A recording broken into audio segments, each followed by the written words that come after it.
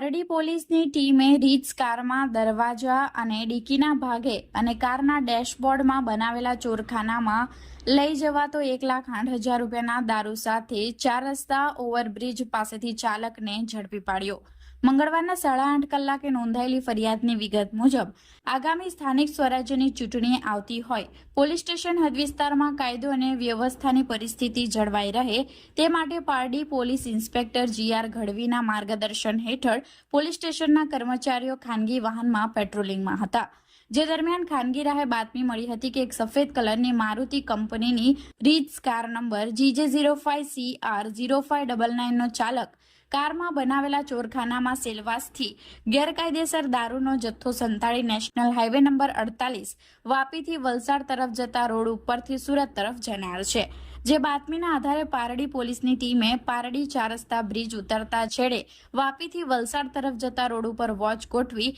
બાતમીવાળી car આવતા તેને ઊભી રાખી તપાસ કરતા કારના 4 દરવાજા તેમજ કારની ડીકીમાં રાખેલા સ્પીકર અને કારના આગળનો ડેશબોર્ડમાં બનાવેલા ચોરખાનામાંથી કુલ 336 નંગ વિદેશી દારૂ મળી આવ્યો હતો। પારડી પોલીસની ટીમે કારની કિંમત 2 લાખ, દારૂની કિંમત 1,08,000 તેમજ એક મોબાઈલ ફોન જેની કિંમત 500 રૂપિયા મળી કુલ